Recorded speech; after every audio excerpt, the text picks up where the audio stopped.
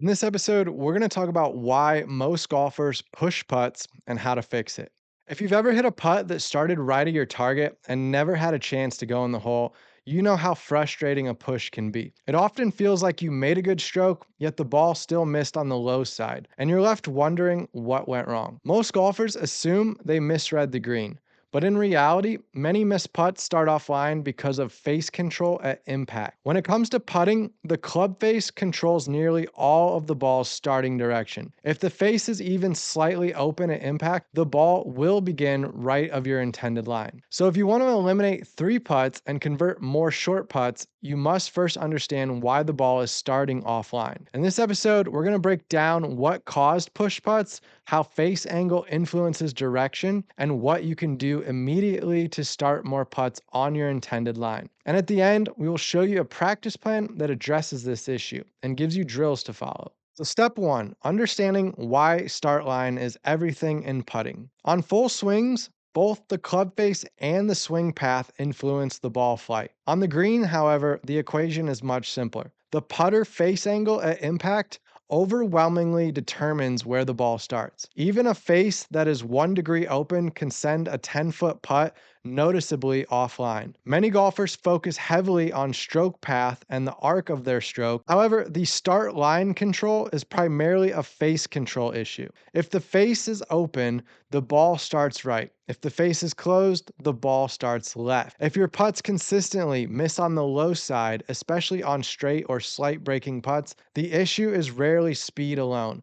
It's often that the ball never started on your intended line. When you cannot control start direction, it becomes impossible to judge your reads accurately to know if you made the right decision or not. You may think you're misreading greens, but in reality, you're simply misaligning or misdelivering the face to the ball at impact. Improving start line gives you more clarity. Once you know the ball is actually starting where you aim, then you can start to separate your reading the green mistakes from actual putting stroke mistakes. That clarity alone is going to lower stress on your putting on the greens. So let's get into what causes pushed putts. The most common cause of a pushed putt is an open club face at impact. That open face is usually the result of either poor alignment, unstable hands, or excessive face rotation during the putting stroke. Alignment plays a bigger role than most golfers realize. If your shoulders are aimed right at your target, your stroke often follows that direction, and the face can remain slightly open relative to your intended line. Grip pressure can also influence face control. If your trail hand becomes too dominant,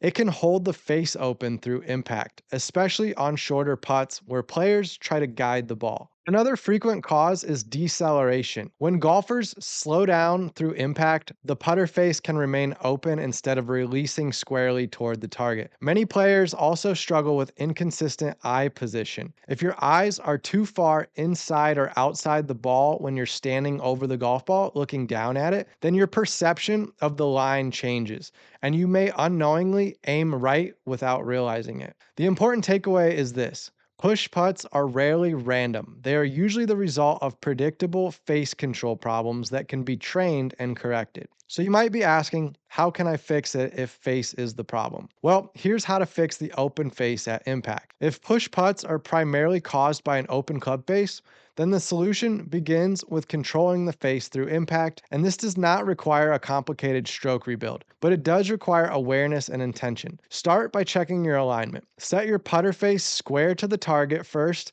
then build your stance around it. Many golfers aim their feet or their shoulders first and unknowingly leave their face pointing slightly to the right where it's slightly open. Next, evaluate your grip pressure.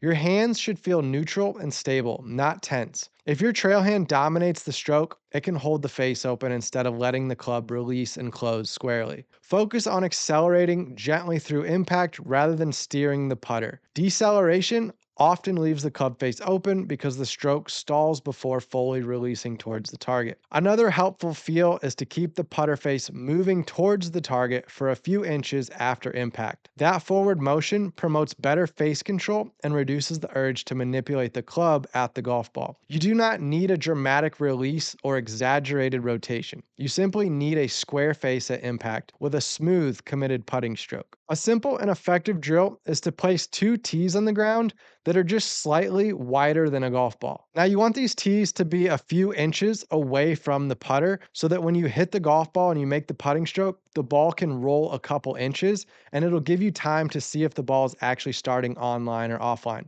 If for some reason you hit the putt with an open or closed face, it's going to push the ball off its intended line, and the ball's going to run into one of those two tees. Now, if you hit the ball perfectly straight and you keep it on its intended line, then the ball should roll right between the two tees. The two tees, again, are acting as a gate, and you're trying to go through the gate without bumping into the gate. Another effective drill is putting to a coin that is placed 3 to 5 feet away. Instead of focusing on making the putt, focus only on starting the ball directly over the coin. This drill trains your precision on short distance putts, and it's going to build your confidence quickly. Once you can consistently start the ball on its intended line from 3 to 5 feet away, you can gradually increase distance. So, in other words, you're going to put a ball down and set your putter behind that golf ball, and there's going to be a coin that's about 3 feet away from your golf ball. If you hit a perfectly straight putt, that golf ball will roll over the top of the coin. If you push the putt to the right or pull the putt to the left, it's going to miss the coin. So again, improving your start line at short range is going to create more trust in your stroke. So when you're standing over those knee bender, those knee knocker putts that give you some nerves inside of 10 feet, you're going to actually feel more confident because now you know your ball is going to start on the line that you're intending, and you can focus more on getting the read of the green correctly. This trust also carries into longer putts, where speed and your green reading ability begin to matter even more. So, by fixing club face control when you hit the golf ball on the putting green, this is going to instantly increase your putting make percentage. Putting is definitely a confidence driven skill. So, when you repeatedly see the ball start on its intended line, your belief in your read increases. Most missed short putts are not missed because of poor green reading.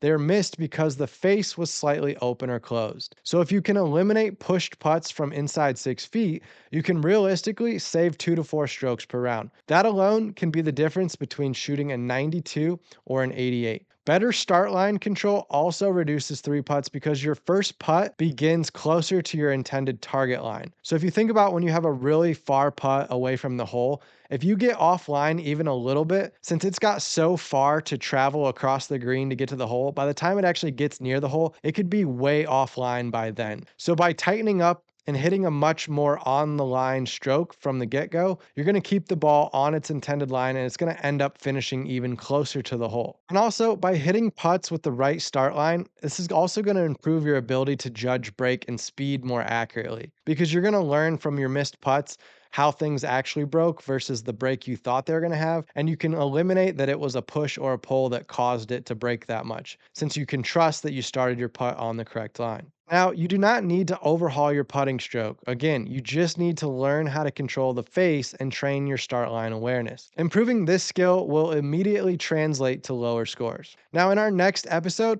we're going to continue moving on in the short game topic, and we're going to break down 3 biggest chipping mistakes we see amateurs make and how to fix them.